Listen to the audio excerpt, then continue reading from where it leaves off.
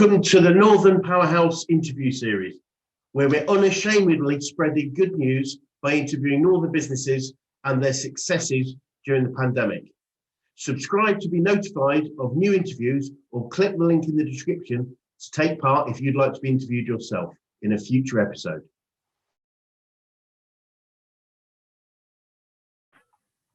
So welcome this morning to our Northern Powerhouses Business Success Stories interviews. Today we have with us James Milner of The Bridge. So James, if you'd be kind enough to introduce yourself to the audience, who you are, what The Bridge does and how you serve your clients, please. Yeah, no problem. Morning, Chris. Thanks very much for having me. I'm James Milner. I'm the Executive Director of a recruitment company called The Bridge. We're an IT recruitment company based in Leeds. We're actually part of a wider brand called Mawson. I've actually got offices in London and Manchester as well now. And essentially we do all things IT recruitment. I've been in this industry and actually this organisation now for nearly 15 years. We do everything from kind of first line support through to CIO, CTO level roles and everything in between. Very much we're a service focused organisation. We don't have huge amount of customers, but the ones that we do have, we really look to serve in the best possible way, make sure we serve their requirements. And actually that's how we've built our brand over the years. And I think that's probably been what's actually helped us survive and towards the latter end of the year, thrive a little bit within COVID. Great. Well, looking back over the last 9 months, James, how has the COVID outbreak affected you in the business? Yeah, it's a really good question. Let's be honest, it's affected everybody. Yeah, literally everyone that you talk to will have been affected by COVID in some way. With myself, the year started. It was a mixed one for me. So it's actually myself and my wife. We had our second daughter in lockdown. But it was right at the very start. So it was a real tricky one. So. I think I remember it well. I was sat at home. Bojo was on the telly, and I think it was the 24th of March, and our second daughter Anna was due on the 30th. So it was just before. So it was. So we got the directive to stay at home. So everyone's working from home. It affected us massively. Our clients all stopped recruiting. A number of contractors that we had out working for customers their contracts were ended straight away. And actually a number of customers who had kind of perm offers out for, so it's job offers out to people who would be starting, actually just cancelled as well. We had to furlough people pretty quickly. So we're part of a wider business as well. So I report into our group CEO. So this was all of this stuff that was happening within the business was happening at the same time that my wife was due as well. I wasn't sure whether we could go into the hospital at the same time as well. So it was pretty hectic, to be honest. And that was all right at the start. So very tough, very challenging. I think incredibly lucky that I've got a really good team of people working within the business. I've got a team of directors who work underneath me, and actually they did a fantastic job of kind of running everything while I was on paternity leave, even though I wasn't really on pat leave. I was kind of juggling new child and actually speaking to everyone and trying to sort everything out. So yeah, massive firefight at the start of the year, and then over time things kind of settled down. Unfortunately, as with a lot of businesses, we did have to let a few people go. We restructured. We actually changed our operating model a bit as well, make it a little bit more sales focused. I think in our industry, what we find is that the IT industry generally has actually weathered COVID reasonably well. With everyone working from home, if you haven't got your digital channels set up already, then you have to. So IT's weathered it reasonably well, but not all of the customers that we serve have, and not necessarily. Whilst they might have weathered it, they might not have actually been actively recruiting as well. And if they haven't been actively recruiting, they might not have actually needed a recruitment organisation to help them out. So I think what what we've learned, and we learned pretty quickly, is that our customers need real added value from us. They need real specialist people, and actually to serve that properly, we need to make sure that our proposition is a little bit more niche and specialist than it had been possibly. Yeah. So we changed our operating model a little bit.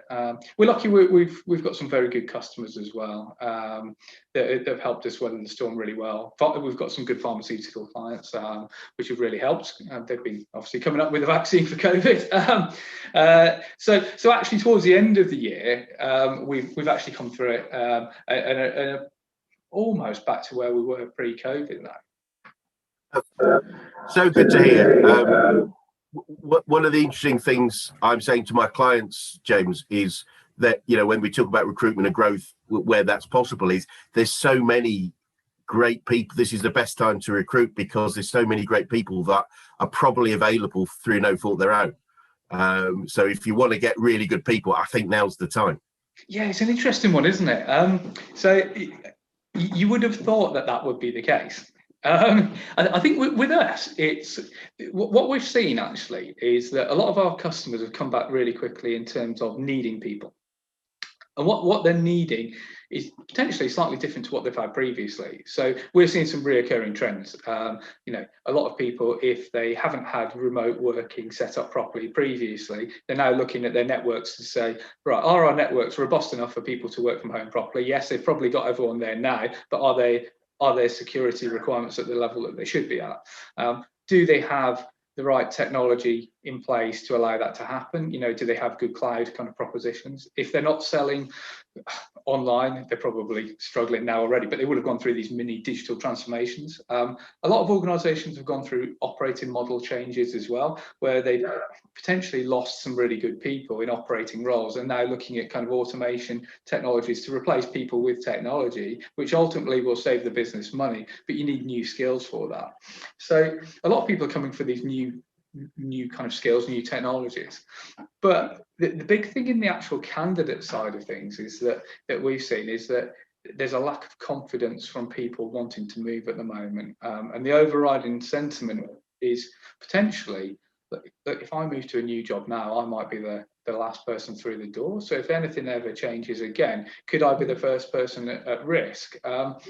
Also, look, we've all had a really tough year, and actually moving job, you know, moving a permanent job, it's actually quite a big thing. It's a big life-changing thing. So are people really up for it and ready for it at the moment? So I think market confidence is really low from a candidate perspective.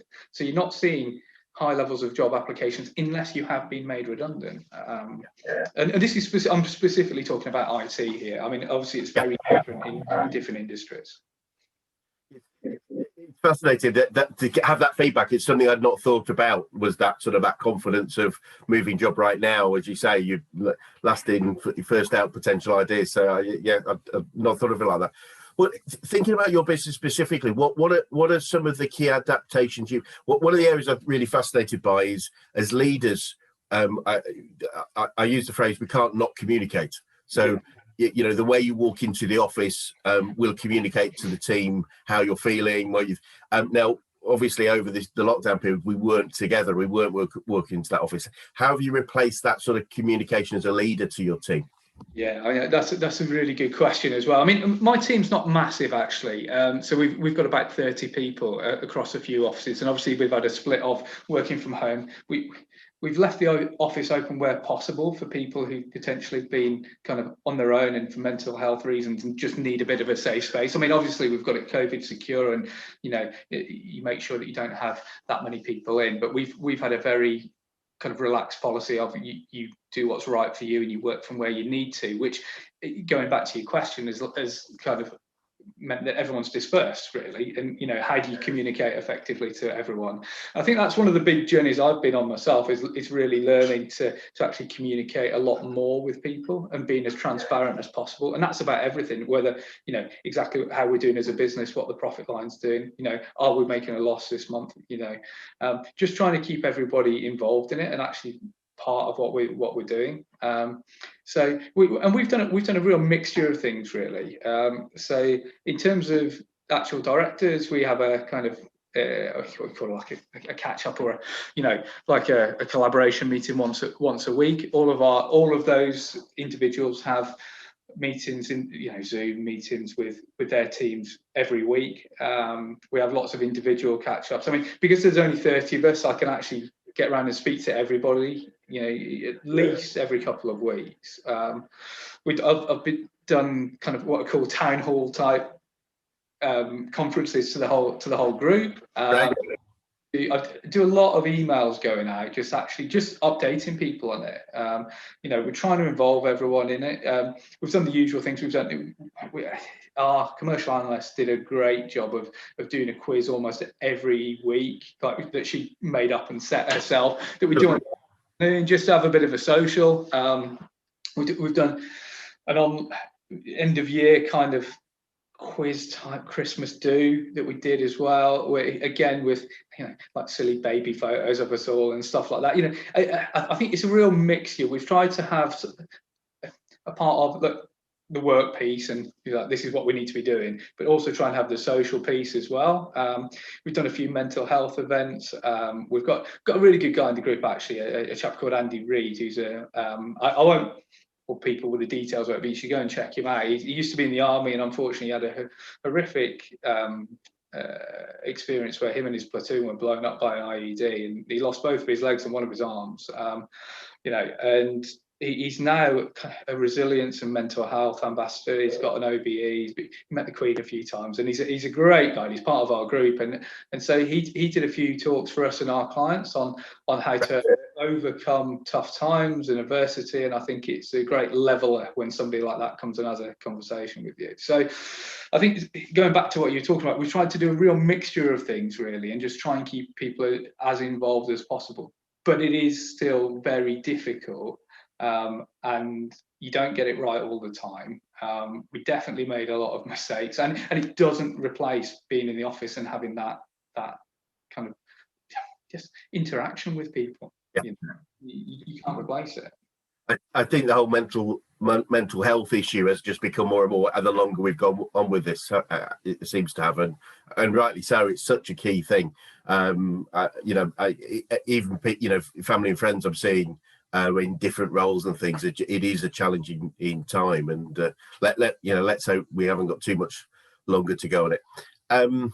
So just thinking about things you have changed, what will you keep doing once we get back to whatever a new normal looks like? So one of the things that you say, well, that really worked, I'll keep doing that. Yeah, I think definitely more communication. Interestingly, I think you mentioned it, and I've had prior to lockdown, I was working with a coach. He's actually landed himself a CEO job, and we had to pull some of the budgets and stuff as well. But one of the things that I learned from him was communicate more, over communicate. Almost you can't communicate enough, really. And I think going into this lockdown, that really made it apparent. And actually, that's one of the things that I've really learned, and we'll definitely do it moving forward, and actually try and involve people a lot more in it. Treat people more as adults, and actually they can handle the truth, and actually, even if it is bad news, they'd rather know it and understand it, I think. And actually that makes you a bit closer as a team if you do share that, rather than try and actually try and guard people from it. One of the key fears most people naturally have a fear of the unknown, so if we don't know it, we tend to fear it, which is interesting, because you could choose to actually say, I don't know, so I'm going to think it's going to be brilliant, but we tend to go to which is a bit crazy, but and we saw that, I think, very strongly in lockdown, whereas the first lockdown was quite a fearful time because we didn't know what it was going to be like, we didn't know how long it was going to be. Whereas what we found with the second lockdown was people sort of went, oh yeah, whatever. It was limited in time, although obviously we then rolled into tears. But it was also, we knew what it was going to be like. And you're absolutely right. If you let people know even bad news, they can come to terms with it and then make a plan for the future. And if we start to allow people to do that, and I totally agree. I use the phrase a lot, grown-up conversations, whether that's with team, with clients, with suppliers. Just treat them like grown-ups and help them get on with it. And I think it's a really valuable learning for the future. No, agreed. And well, one of the things we've been trying to do for the last couple of years, and again, you don't get everything right, and you're constantly learning, is to create that adult to adult type environment. We've never been so. I suppose to paraphrase that a little bit and actually take a step back, recruitment, for anybody who doesn't know the industry, can be very hardcore, very KPI driven, and actually in a lot of organisations is very micromanagement kind of driven, really. One of the reasons I came to the Bridge years ago, actually 13, 14 years ago, was that it was completely the opposite even then. And actually we had a great kind of owner who actually sold the business on to our parent owners now, but who I learned a lot from, actually. Just treating people like adults, and actually you don't need to micromanage good people, because they will work hard for you if you set the right environment. So we've always been less heavy on KPIs and micromanagement, and trying to create a good adult environment. But there's always things that you can work on, and so, but I think we're moving hopefully in the right direction with that, and just keep pushing that forward. But I think part of that comes in with the communication as well, and actually transparency on what's actually happening within the business. Brilliant. Yeah, you're probably aware there's something called transaction analysis, which is worth investigating. The idea of, rather than be adult to adult, relationships tend to drift into one party become the parent, what the other party become the child, and it all gets a bit messed up in lots of different ways. So it's great that you approach that. So interesting, you mentioned learning. What have you learned about yourself over this last 9 months? That's a good question.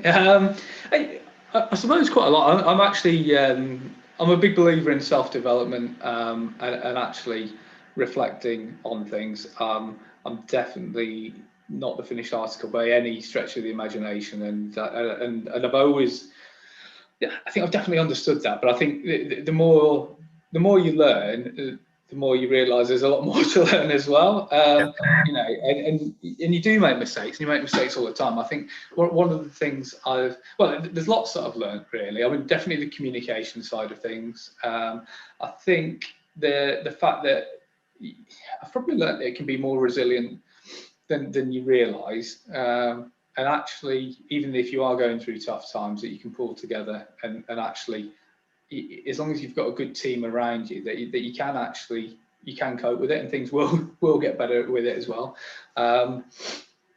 It's a really good question. I mean, I haven't probably stopped and reflected properly at the end of the year. It'd be an interesting exercise to actually do, and sit down and actually go, what have we actually done? We've done some pretty crazy stuff, to be honest, and actually we'll have learned a lot. It's an interesting one, actually. I've done our end of year reviews, and I won't say the person it was, but so I was sat down with on Zoom with our directors, and I got a bit of feedback actually from one of them. Just said that I've changed quite a lot in the last year, but in a positive way, actually. Probably become a little bit more inclusive on some of the decision-making process as well, and definitely including more people in the decision-making process. It might slow it down sometimes, but actually, I think we get to a better end result. And actually, sometimes having diverse opinions on it as well actually just gives you a better end result, rather than thinking that you know best all the time, because you don't. And actually, things like COVID just prove that you don't. You don't. So actually, it's trusting those people around you and helping you make the right decisions. Brilliant! What a great learning that is. Fantastic. So, just looking to the future, hopefully we will come to a new normal sometime in 2021. What are you most looking forward to? Beer, social events. Weirdly, actually, because I know that you did one of these sessions with the chap from Meow, Chris. Chris Rabbit. Because I was doing this, I had a look at Chris's business. I actually went on Meow yesterday for the first time. It was really good. And one of the things I'm missing is actually just meeting new people face to face. I mean, recruitment's a social kind of industry. You're always meeting clients, candidates, new people, networking events. I haven't been to an event in like 9 or 10 months. Haven't been out to the pub properly. Done all those usual things. So I'm just missing a bit of social interaction, to be honest. That's what I'll be looking forward to. Yeah, I think it's, we are social beasts in general, aren't we? So just that, it is a bit weird not managing to just interface with people. And I miss it. Sorry, and I miss it. I'm a big snowboarder and skier, and I'll normally go away a couple of times, and I'm not going this year, so I'll miss that as well. Oh dear! I think we just extended this interview by an hour because I'm a massive skier. We're booked to go to. I've got a friend's got a place in Morzine, and we're flying on the 16th, and we're just keeping an eye, day by day with what the French will allow. Is it open? It's open. Yeah, they're opening it on the 7th. Right. Currently, they're opening it on the 7th, but obviously there's a current ban of going to France. We're flying to Switzerland. We might try and fly into Switzerland and drive to France. Who knows? But Switzerland's still open. So one of my team, Kieran, he actually, his girlfriend's Swiss, and she lives in Switzerland, he lives here, and they hadn't seen each other in ages, so he's actually now working for us out in Switzerland at the moment. So I was just chatting to him before I came on, actually, saying that apparently 10,000 Brits have just landed in Switzerland yesterday, because everyone's going there, because you can still go. So yeah, they've stayed open. I've got a friend out there. I know they've had a lot of snow, so it's we've got to get out there somehow. I'll swim if I have to. So brilliant. Well, look, just looking to the future now. What if any, do you see as the challenges moving forward into next year? Probably the biggest challenge in our industry is confidence. Historically, you look at kind of recessions and stuff we've been through. You go through a recession. Typically, what tends to happen is that the CFO or similar level role within the business puts the brakes on all permanent hires, recruitment freeze. Look, we can't plan for the future. We've got to look at overheads costs. But then what we usually tip the balance is that organisations will go, right, well, if this is going on for a period of time, look, we need interim or temporary resource to come in and actually sort those projects out that we need to get done. What happened in COVID was actually both, the brakes went on both, because it was just that uncertainty of what's going to happen. And then we talked about obviously the candidate confidence as well. I think it's just a level of confidence coming back into the market. As and when it does, I actually think that there's quite a large kind of untapped market of projects and programs that need to actually go and be delivered. So that's within our industry. I think it's more than anything, it's the confidence, and hopefully the vaccines and everything that are coming through helps with that. But we keep having these little things that keep pushing it back, don't we? Tier 4, new strain of a virus, all of these things that come back. It dents confidence every single time, really. But none of the projects and programs have gone away, and in fact, actually within the IT space, I think there'll be more because of what's happened. Completely agree. One of our clients, they provide systems that support call centers, but primarily in the cloud. And the number of call centers that are still sort of hardwired, if you like. So as soon as lockdown happened, they couldn't provide the service, was quite significant. So that we're seeing quite a lot of businesses grow as a result, but not just purely because they're in the right place at the right time. But I think there is a lot of confidence. There is a lot of confidence that. We're meeting a lot of people that are very confident that they are going to get through it and then grow on the other side. And I collect quotes a lot. My favorite at the moment, which has been for a while, which is Henry Ford's "Whether you think you can or think you can't, you're right." And I think that's holding me in good stead. I think there's no reason, even a recession. I mean, I think they're talking about at its depth it was a 20% recession. I think the years they're looking at about 11.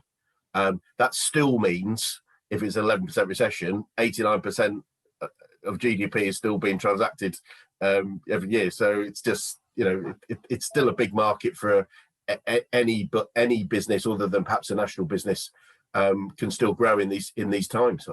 I agree, and I think there's, you know, and you always see out of recessions, don't you, and bad times that there's a lot of innovation as well. Yes. I'm not saying necessarily that it'll happen straight away, and obviously it will affect a lot of people, and a lot of people's jobs have been affected, and especially if you're in, you know, hospitality, retail, aerospace, you know, some of these, you know, industries that have really been hammered, but there will be innovation off the back of it, and you know, actually what you'll probably see is that over time that those areas will really grow as well.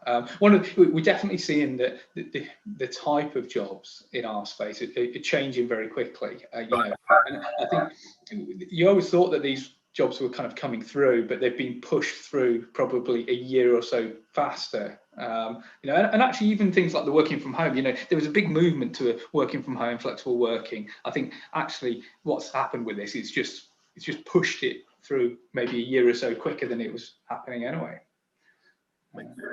Makes a lot of sense.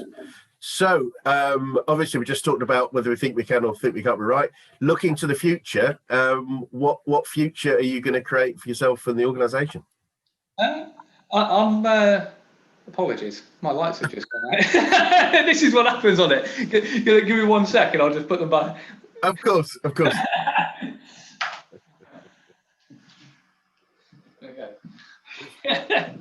There's obviously a line about the future's a bit dark, but we won't go there. Maybe that was an omen, Chris, that we shouldn't shut it off there. No, I think the future's bright. I do. I think, you know, I agree with you as well. Your mindset's your only kind of limiting factor. You know, and for us, we're looking to grow. You know, we've towards the end of lockdown, we've actually hired 3 people in London. So our London office has grown. We're looking to grow that even more. We're actually looking at opportunities internationally. We've started doing a load of work on the East Coast of the US. You know, over time, hopefully, we're looking to open up an office over there. We're looking at other locations UK wise. We're a bit more flexible on where we'll take people now. Yeah, I've got somebody working out in Switzerland doing a great job. You know, so I think we're trying to, as we talked about, kind of actually look at the opportunities rather than the threats, and actually just keep moving forward. I'm a glass half full person, and let's look at the opportunities that it's presented itself with, and just keep moving forward with it. Because if you look at all the negative stuff, then you only get bogged down in it, really, don't you? So you just keep moving forward. I completely agree. It's you know, I really do believe we can create our own future, and it is about that resilient mindset that says it's just how I do it. The how might have changed, but the what we're going to achieve is still there for the taking. So, well, James, that's been absolutely fascinating. I could talk with you for lots longer, but thank you so much for taking the time and for the insight, and for, you know, just sharing your thoughts and your successes over the last year. So thank you so much. No problem at all. Thanks for inviting me. Really enjoyed it. Hopefully we can meet up properly for a beer when this is all over. that would be good. Possibly on a ski slope. That would be even better. That'd be even better. That'd be even better, Chris. Well, I'm not jealous at all of you going to Morsey. So I hope you get there. Thank you. Cheers, James. Cheers. Thanks, Chris. Thanks for watching. What was your takeaway from today's interview? Please post it in the comments below, and subscribe for all our upcoming videos, or click for the next video here.